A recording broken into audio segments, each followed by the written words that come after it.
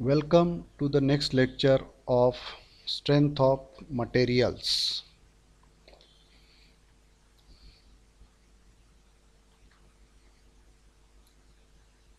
This was the problem in the exercise and the solution is given for the composite bar. So I obtained the relation between sigma s and sigma c using this equation, first equation, and then using the another equation P is equal to Ps plus Pc. I have obtained sigma c is equal to 157.43 Newton per mm square, and then sigma s is equal to 262.43 Newton per mm square. Now revision, we have gone through all these formulas. You should remember this, and the most important is conversion. MPa is equal to Newton per mm square and GPa is equal to 1 into 10 to the power 3 MPa or Newton per mm square.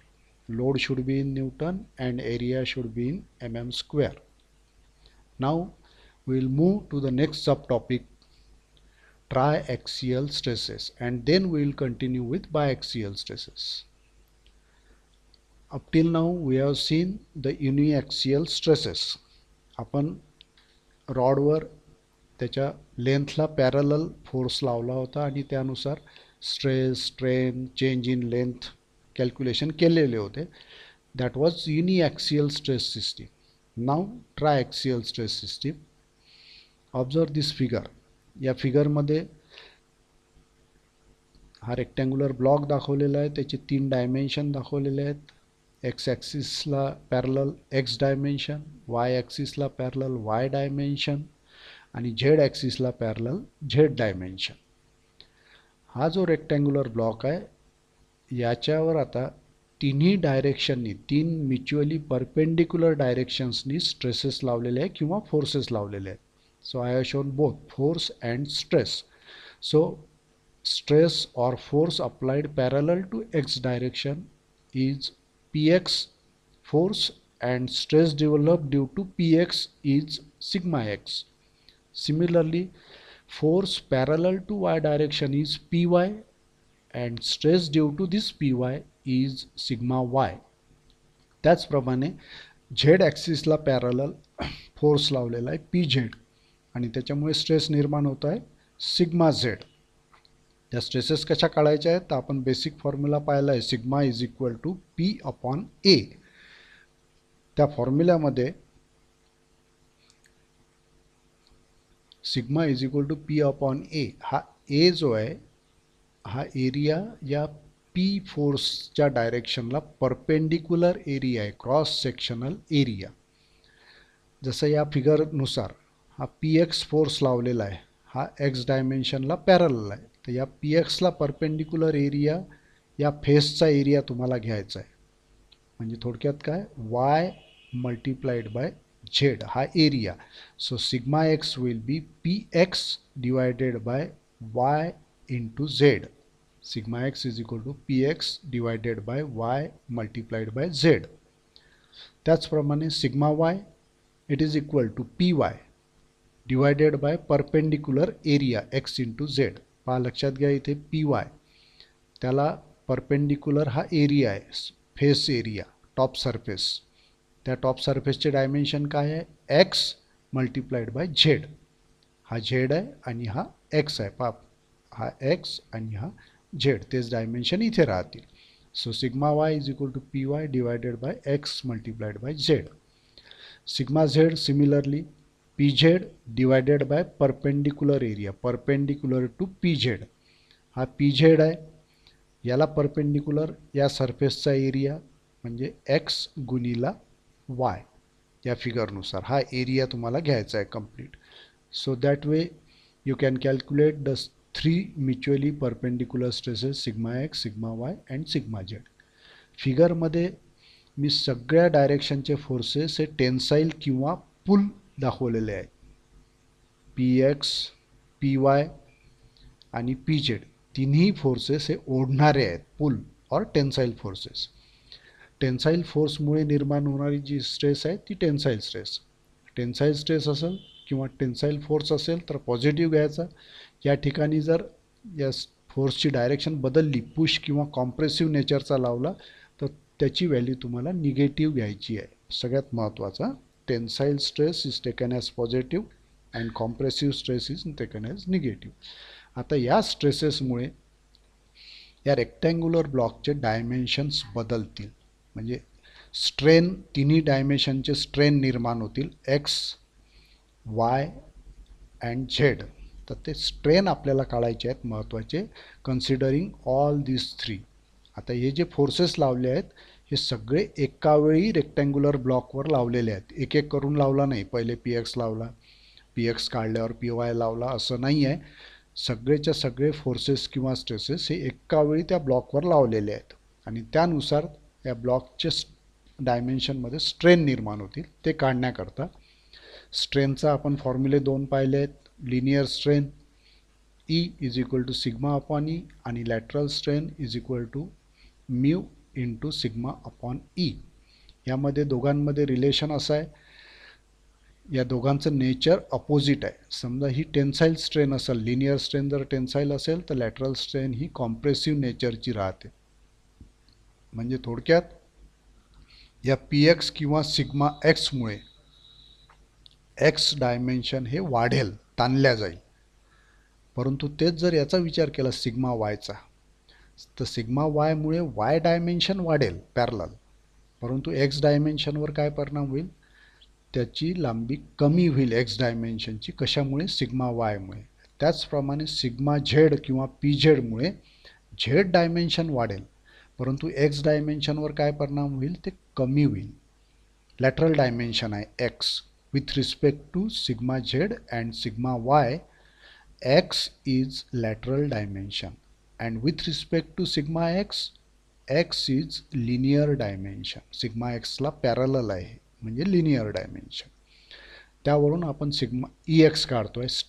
Strain of x dimension ex is equal to linear strain due to sigma x divided by e minus due to sigma y mu multiplied by sigma y divided by e minus mu multiplied by sigma z divided by e.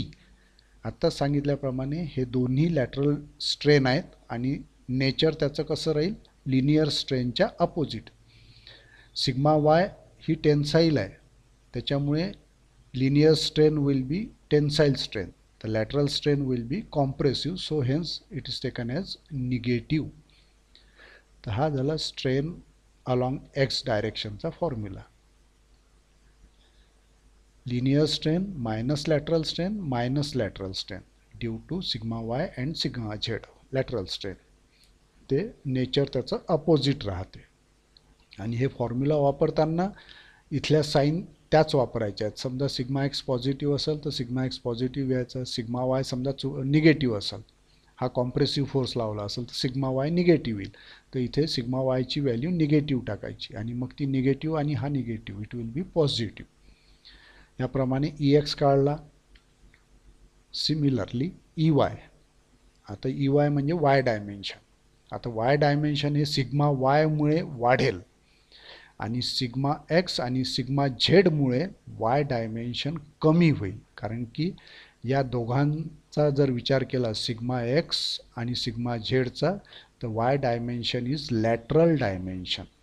त्याप्रमाणे sigma Y divided by E minus mu into sigma X upon E minus mu into sigma Z divided by E.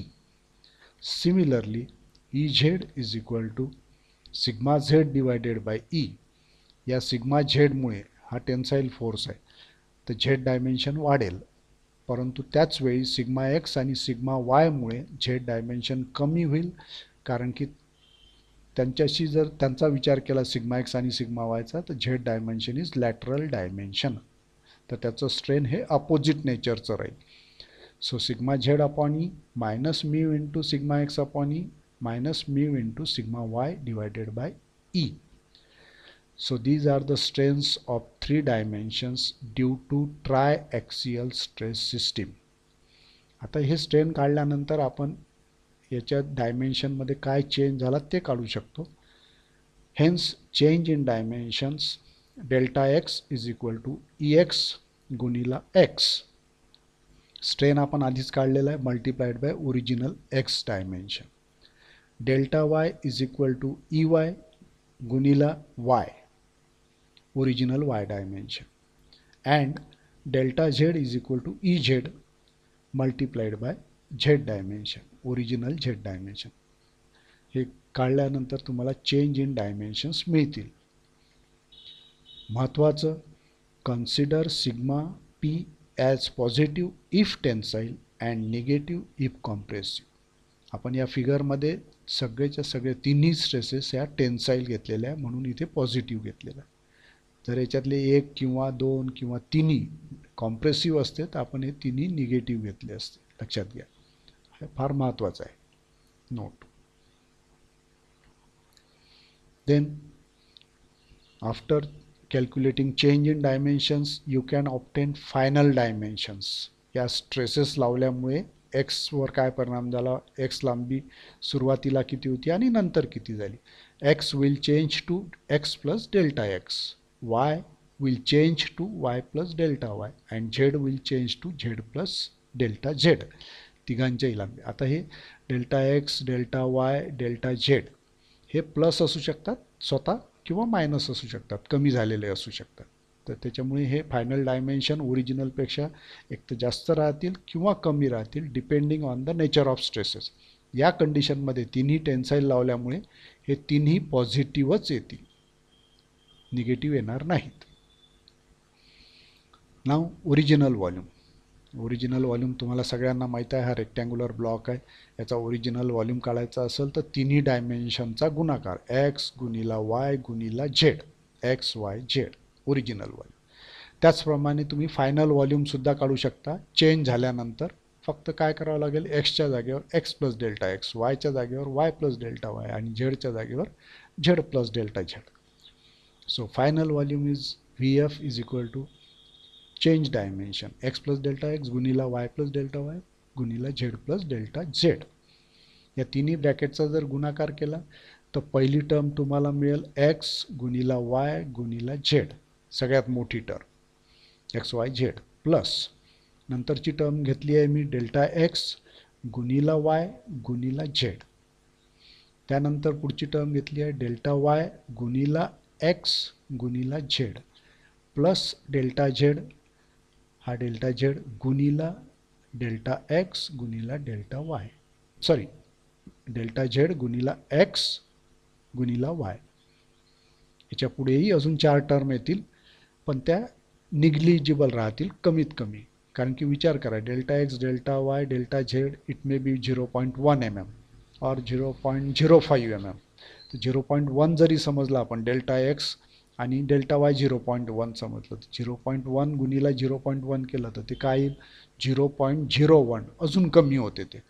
So those values are negligible, hence neglected, आपण सोडून दिलेले आहे. So this is final volume of rectangular block. and from this you can calculate change in volume. Delta V is equal to final volume minus original volume. हा final volume झाला आणि original volume x Y Z. तर याच्यामधून हा minus केला तर हा x Y Z cancel होतो आणि फक्त या 3 टर्म राहतात. So delta V is equal to delta X Y Z plus delta Y X Z plus delta Z X Y. याच्यावरून आता आपल्याला व्हॉल्युमेट्रिक स्ट्रेन काढता येते. Hence volumetric strain E V is equal to change in volume delta V divided by original volume. Original volume आहेच इथे. आता power delta V इथे दिलेला आहे आणि याला ओरिजिनल व्हॉल्यूम म्हणजे एक्स वाय झेडनी जर भागलं, याला या तिघांनाही एक्स वाय झेडनी भागलं तर पहिल्याला एक्स वाय झेडनी भागलं तर काय होईल, वाय झेड कॅन्सल होऊन जातील, राहील डेल्टा एक्स अपॉन एक्स. इथे राहील एक्स झेड कॅन्सल होऊन जातील, खालीवर डेल्टा वाय अपॉन वाय आणि delta Z upon Z. So you get E V is equal to delta X upon X plus delta Y upon Y plus delta Z upon Z. That is EV is equal to change in dimension divided by original dimension is known as strain. So this is nothing but Ex plus Ey plus Ez. So this is important formula for solving the problems. Ev is equal to Ex plus Ey plus Ez. याच वरून आता मागच्या टेम्पलेटमध्ये हे तिन्हीच्या value आपण काढल्या, त्या तिघांची जर बेरीज केली तर तुम्हाला हा नेक्स्ट फॉर्म्युला मिळतो. Ev is equal to sigma x plus sigma Y plus sigma Z bracket divided by E multiplied by in bracket 1 minus 2 mu. तर Ev काढायचा असेल तर तुम्ही हा फॉर्म्युला वापरू शकता किंवा हा दुसरा फॉर्म्युला वापरू शकता, दोनपैकी कुठलाही वापरता येतो. जनरली ज्याच्यामध्ये स्ट्रेन ऑफ डायमेन्शन्स आणि व्हॉल्युमेट्रिक स्ट्रेन दोन्ही विचारलं असेल तेव्हा हे काढणं आवश्यक आहे. आणि हे जर काढले असतील तर डायरेक्ट त्यांची बेरीज करा, Ev मिळून जाईल. आणि समजा हे फक्त व्हॉल्युमेट्रिक स्ट्रेन विचारला असेल तर हे कॅल्क्युलेट करत बसायची गरज नाही वेगवेगळी, directly you can use this formula sigma x plus sigma Y plus sigma Z divided by E multiplied by bracket 1 minus 2 mu. So you can calculate volumetric strain. आणि व्हॉल्युमेट्रिक स्ट्रेन काढल्यानंतर तुम्ही change in volume काढू शकता. So change in volume delta V is equal to Ev multiplied by original volume V. Original volume आपण आधीच पाडलेला आहे X Y Z. So this is also important formula to find change in volume. Delta V is equal to Ev multiplied by V. Now triaxial stress system आपण पाहिलेली आहे आणि मुद्दामून आता उलटं जाऊ आपण बायॲक्सियल स्ट्रेस सिस्टीम पाहू, कारण की त्याच्यात काही खास बदल होत नाही. बायॲक्सियल स्ट्रेस सिस्टीम काय चेंज दिसतो आहे तुम्हाला, 3च्या ऐवजी 2च म्युच्युअली परपेंडिक्युलर डायरेक्शनला स्ट्रेसेस लावलेले आहेत, सिग्मा एक्स आणि sigma Y. Sigma Z is 0. तर ॲक्च्युली याचे फॉर्म्युले वगैरे लक्षात ठेवायची गरज नाही बायॲक्सियल स्ट्रेस सिस्टीमची. ट्रायॲक्सियल स्ट्रेसेसचे जे फॉर्म्युले आहेत त्या सगळ्या फॉर्म्युल्यांमध्ये सिग्मा झेडची व्हॅल्यू जर 0 ठेवली तुम्ही तर बायॲक्सियल स्ट्रेस सिस्टीमचे फॉर्म्युले तयार होतात. Sigma X is equal to P X divided by Y Z, sigma Y is equal to P Y divided by X Z. Strain Ex sigma X upon E minus mu into sigma Y upon E. Sigma Z नाहीच आहे त्याच्यामुळे तिसरी term सोडून दिली. Ey is equal to sigma Y divided by E minus mu multiplied by sigma X upon E. तिसरी term पुन्हा सोडून दिली कारण की सिग्मा झेड नाही आहे. Ez इज इक्वल टू इथे पहिलीच टर्म सोडून दिलेली आहे कारण की सिग्मा झेड नाहीच आहे तर त्याच्यामुळे लिनियर स्ट्रेन येणार नाही. Minus lateral strain due to sigma x minus lateral strain due to sigma y, that will be Ez. अशा प्रकारे ट्रायॅक्सियल स्ट्रेसेसच्या फॉर्म्युलावरून बायॲक्सियल स्ट्रेसेसचे फॉर्म्युले तयार होतात. फक्त सिग्मा झेडची व्हॅल्यू तुम्हाला त्या फॉर्म्युल्यामध्ये 0 ठेवावी लागते. And hence change in dimensions आपण आधीच पाहिलेलं आहे. Delta X is equal to X multiplied by X, delta Y is equal to Ey multiplied by Y and delta Z is equal to Ez multiplied by Z. हे तसंच आहे सगळं, त्यात काही बदल नाही आहे. And Ev is again given by the same formula. फक्त इथे सिग्मा झेड 0 आहे त्याच्यामुळे सोडून दिलेलं आहे. Sigma x plus sigma Y divided by E गुणीला 1 मायनस 2 म्यू. त्याच्यामुळे मी असं सांगेल की हे लक्षात ठेवायची गरज नाही आहे. ट्रायॲक्सियल स्ट्रेस सिस्टीमचे जे फॉर्म्युले आहेत त्याच्यामध्येच तिसरी स्ट्रेस जी आहे जी दिलेली नाही आहे त्याची व्हॅल्यू 0 ठेवायची. हेच फॉर्म्युले तुम्ही युनिॲक्सियल स्ट्रेस सिस्टीम करता सुद्धा वापरू शकता. युनिॲक्सियलमध्ये काय राहील, फक्त सिग्मा एक्स राहील, सिग्मा वाय पण इथे 0 होऊन जाईल. तर तुम्हाला युनिॲक्सियलचे फॉर्म्युले मिळतात. इथे सुद्धा Ev is equal to sigma X divided by E into 1 minus 2 mu for uniaxial stress system. तर ट्रायॲक्सियलचे जे फॉर्म्युले आहे ते बायॲक्सियल आणि युनिॲक्सियल करतात तसेच वापरता येतात. फक्त ज्या स्ट्रेसेस दिलेल्या नाही आहेत त्याची व्हॅल्यू 0 ठेवायची फॉर्म्युल्यामध्ये. ओके, म्हणजे तुमच्या मेमरीचं वापर कमी होईल आणि तुम्ही प्रॉब्लेम सोडवू शकाल.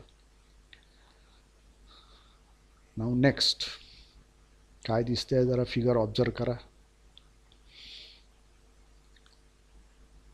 तोच रेक्टँग्युलर बॉक्स दाखवलेला आहे.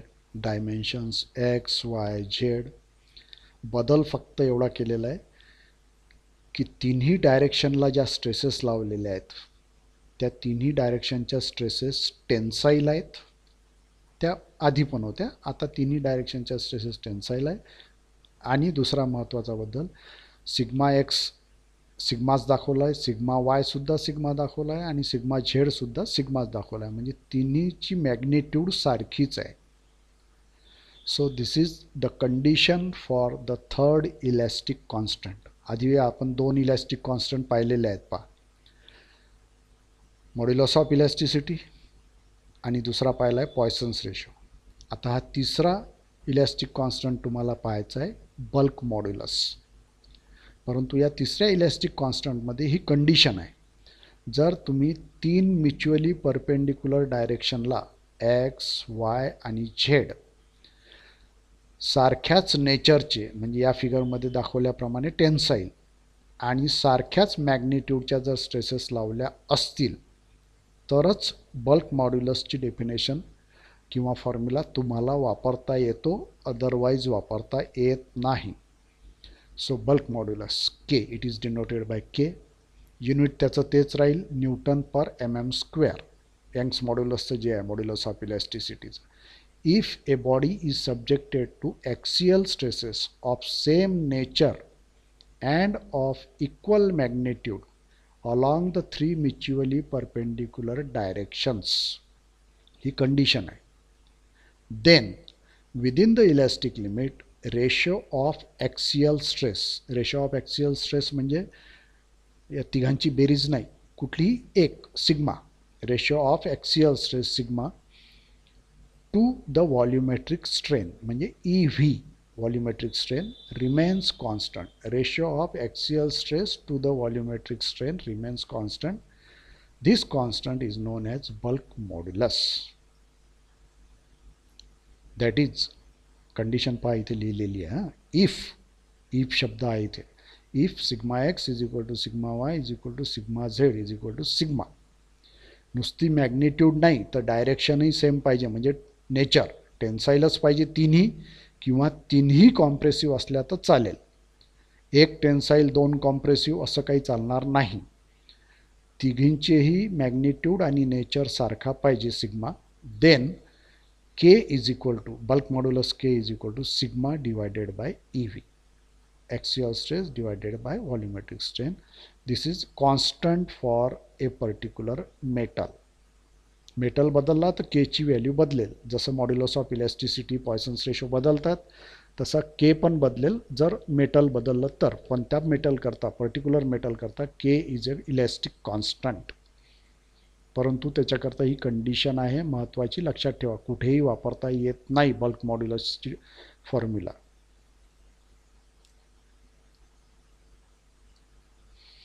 Then the problems based on today's discussion.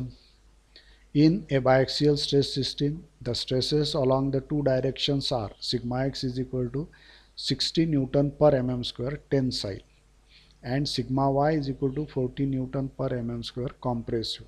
लक्षात घ्या, कॉम्प्रेसिव्ह म्हणजे तुम्हाला सिग्मा वाय निगेटिव्ह घ्यावं लागेल कारण की कॉम्प्रेसिव्ह आहे, आणि सिग्मा एक्स टेन्साईल आहे त्याच्यामुळे ती पॉझिटिव्ह घ्यावं लागेल. Find the maximum strain. Take E is equal to 200 kilonewton per mm². That is 200 into 10 to the power 3 Newton per mm². And M is equal to 4. M म्हणजे काय सांगता येईल कोणाला?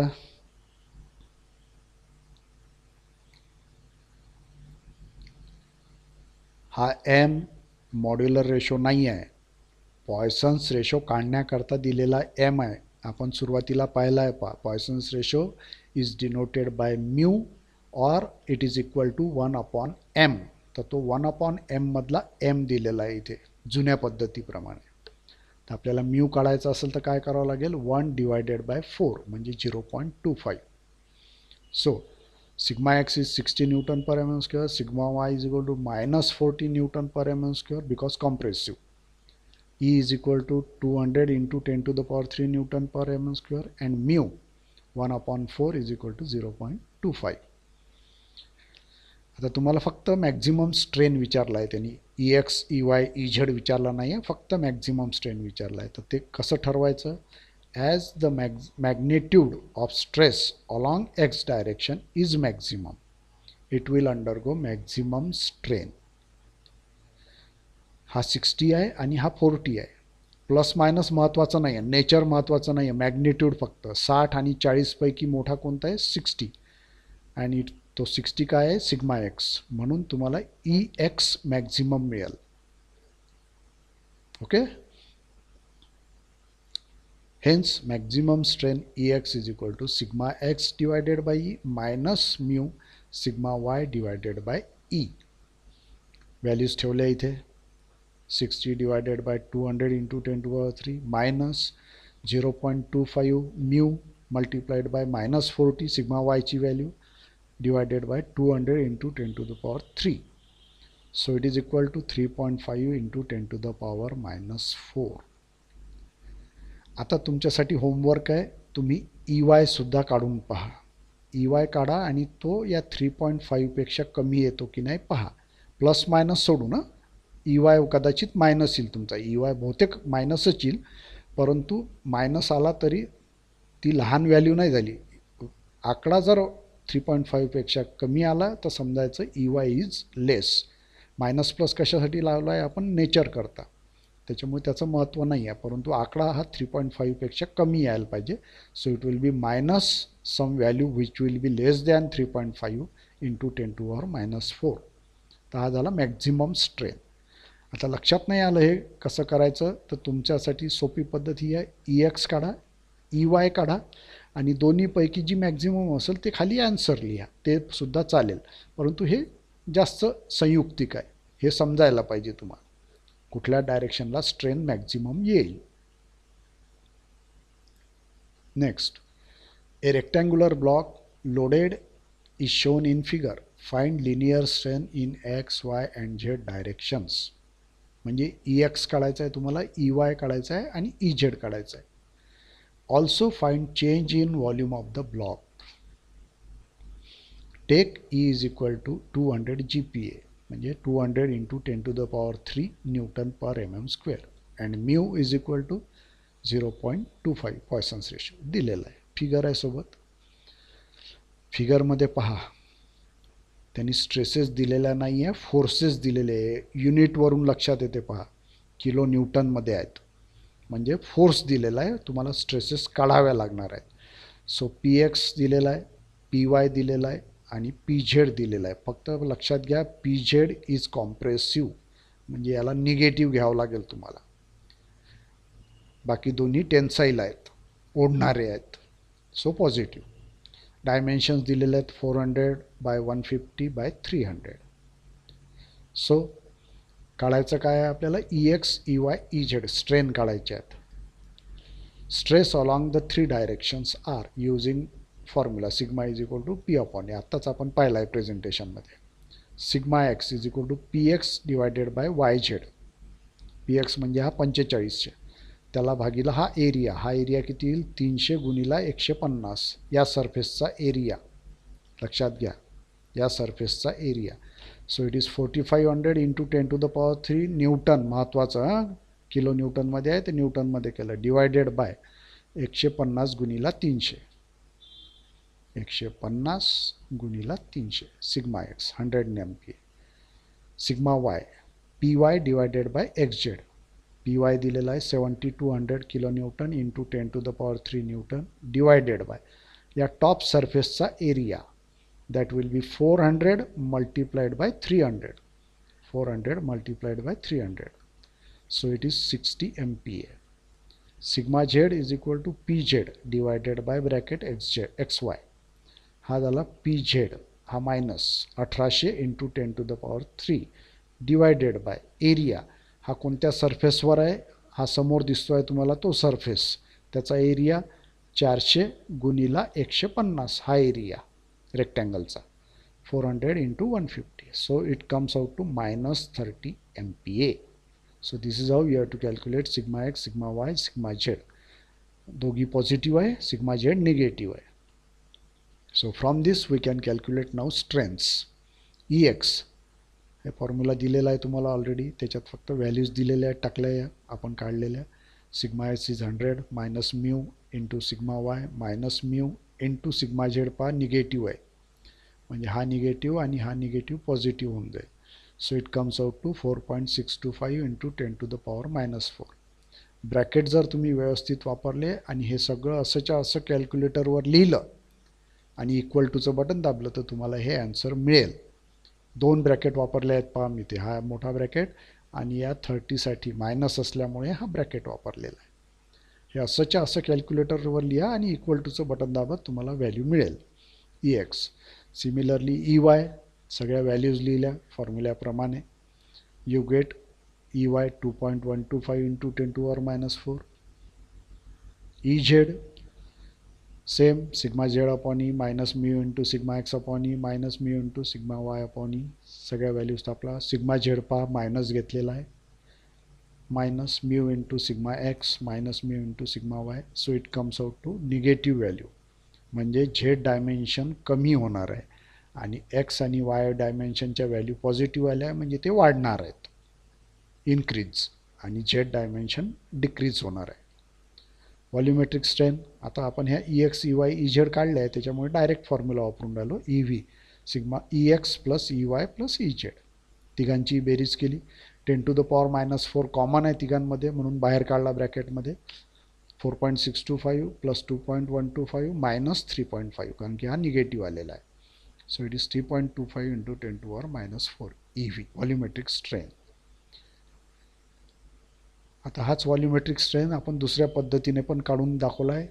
व्हॉल्युमेट्रिक strain is EV is equal to, हा सुद्धा formula आहे. तुम्हाला दोन्हींनी काढायची गरज नाही आहे, कुठलाही एक फॉर्म्युला वापरा. मी मुद्दामून दोन्ही दाखवले आहेत पद्धती. Sigma x plus sigma Y plus sigma Z divided by E multiplied by 1 minus 2 mu. So EV is equal to 100 plus 60 sigma x sigma y minus sigma z, minus का बरं, कॉम्प्रेसिव्ह आहे म्हणून, multiplied by 1 minus 2 into mu. So it is equal to 3.25 into 10⁻⁴. Same answer.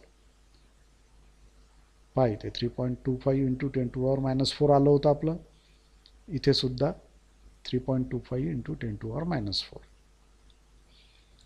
Then from this EV you can calculate change in volume. Delta V is equal to EV multiplied by original volume. Original volume म्हणजे rectangular block असल्यामुळे तिन्ही डायमेन्शनचा गुणाकार. So delta V is equal to EV multiplied by 400 into 150 into 300. So it is 5850 mm3. Answer positive आलेला आहे. So it is increase in volume as the answer is positive.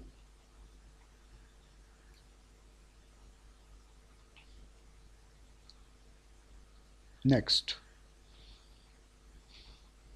a cube of 100 mm side is subjected to direct tensile stress of 100 MPa over one face and direct compressive stresses of 100 MPa over the other two faces. Determine change in volume if E is equal to 200 GPa and mu is equal to 0.27.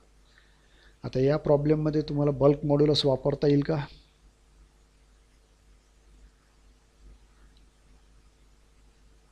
नाही वापरता येणार. नाही, formula bulk मॉड्युलसचा वापरता येणार नाही, कारण की 100 MPa tensile stress आहे आणि बाकीच्या दोन ज्या आहेत त्या कॉम्प्रेसिव्ह स्ट्रेस आहे. बल्क मॉड्युलसमध्ये तिघांचंही नेचर सारखं पाहिजे. इथं मॅग्निट्यूड सारखं आहे परंतु नेचर सारखं नसल्यामुळे तुम्हाला ते वापरता येणार नाही. त्याच्यामुळे आपल्या रेग्युलर पद्धतीनेच प्रॉब्लेम सॉल्व करावा लागेल. ही फिगर दिलेली आहे पहा, sigma X tensile, sigma Y compressive आणि sigma Z compressive. So you can calculate direct. Change in volume विचारला आहे म्हणजे फक्त व्हॉल्युमेट्रिक स्ट्रेन तुम्हाला काढायचं आहे. EX EY EZ काढायची गरज नाही आहे. Direct volumetric strain sigma X is equal to 100 MPa, sigma Y is equal to minus 100 MPa compressive, sigma Z is equal to minus 100 MPa compressive. So EV is equal to direct formula आपण हा वापरू, फक्त याच्यात values लिहायच्या आहेत. 100 minus 100 minus 100, कारण की या दोन्ही कॉम्प्रेसिव्ह आहे आणि पहिली टेन्साईल आहे, divided by E value in Newton per mm square multiplied by 1 minus 2 mu. So it is minus 2.3 into 10 to the power minus 4. हा झाला EV. आता याच्यावरून चेंज इन व्हॉल्यूम आपल्याला काढायचा आहे, तो काढता येईल. Change in volume delta V is equal to EV multiplied by V. So minus 2.3 into 10 to the power minus 4 EV multiplied by volume of the cube 100 into 100 into 100 किंवा 100 चा cube. It is equal to minus 230 mm cube. म्हणजे minus आला आहे म्हणजे volume कमी होत आहे. तर आन्सर मी पॉझिटिव्ह केला आहे पहा 230 mm क्यूब आणि त्या मायनसचा अर्थ इथं लिहिलेला आहे decrease in volume as answer is negative. तर शेवटी हे लिहिणं आवश्यक आहे. या मायनसला मायनस प्लस हे तुम्ही कॅल्क्युलेशन करता घेताय. तुम्हाला समजलं की नाही ते याच्यावरून लक्षात येते. Decrease in volume because answer is negative. तर इथे या प्रॉब्लेममध्ये बल्क मॉड्युलसची डेफिनेशन वापरता येत नाही कारण की नेचर स्ट्रेसेसचं वेगवेगळं आहे. Next problem. A plate 2 meter into 2 meter into 10 mm thickness is subjected to stresses sigma x is equal to 100 MPa and sigma y is equal to 50 MPa. Nature दिलेलं नाही आहे. If the modulus of elasticity is 200 GPa and mu Poisson's ratio is 0.3, calculate change in volume of the plate. Similar problem आहे, सोपं आहे एकदम. Stresses दिले आहे direct. Given data L is equal to B is equal to 2 meter 2000 mm.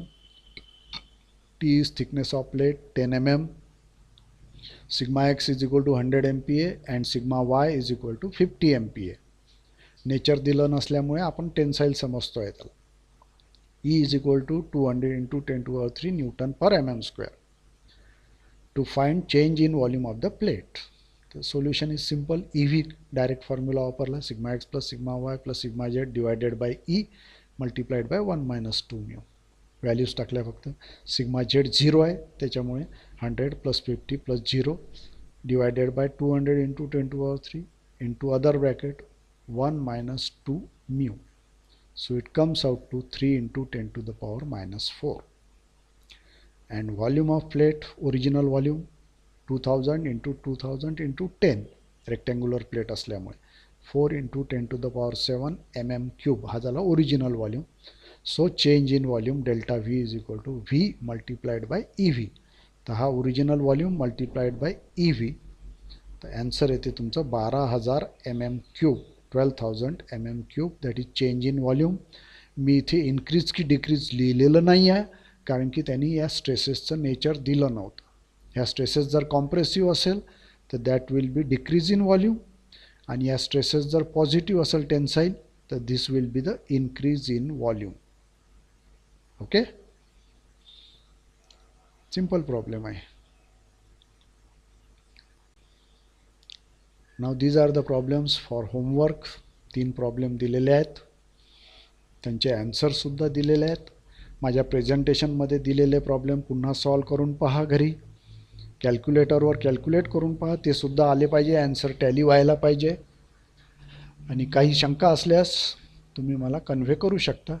I will solve the difficulties.